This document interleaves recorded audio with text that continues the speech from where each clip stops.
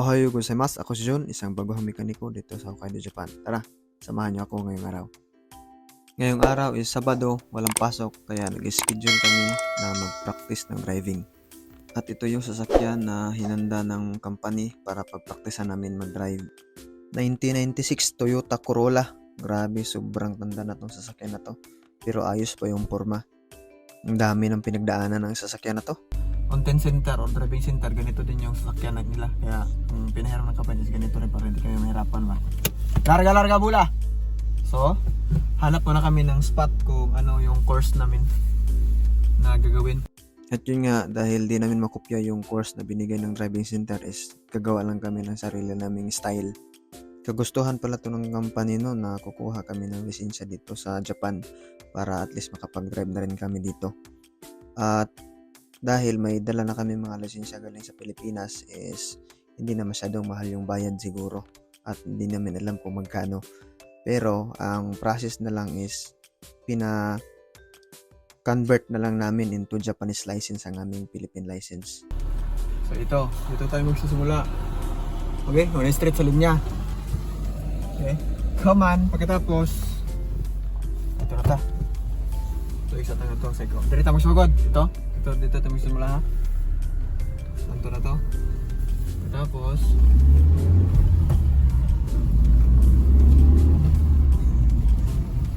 dito. Pasok dito. Takbo dito. Kita ka ng green pie. Kanang green. Timing ka na ba? Na. Ito no? Ano yung ari? Tuyok. Tuyok ta. Okay. Bus! Ratio! At yun, nakabuo na kami ng simple course. Yung simple lang. Yung sa pag-park lang. Tapos yung half clutch. Tapos yung tamang paghinto. Yun lang. Dahil nga is nakapag-drive na kami sa Pilipinas ng sasakyan, is hindi na masyado kaming nag-aral talaga no, about sa driving kasi marunong na naman talaga kami mag-drive. Yung problema lang is yung mga rules dito. Diba is yung karsada. Sa atin is right, dito is always left. Kaya yun yung mahirap. Isa sa pinakamahirap bilang isang driver is ito yung half clutch.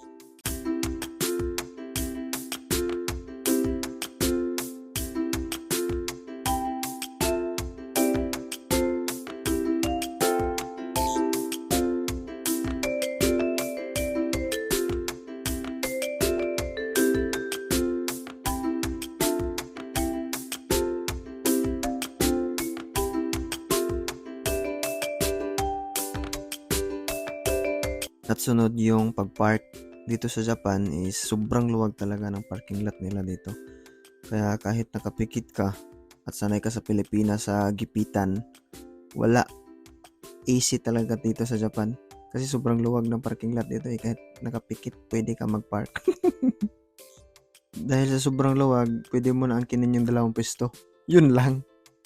At yun, nadali mo rin kabayan. Tapos yung exam namin is next week na, kaya todo practice kami ngayong Sabado at saka Linggo. At sana one take lang para iwas gastos na at iwas hassle na.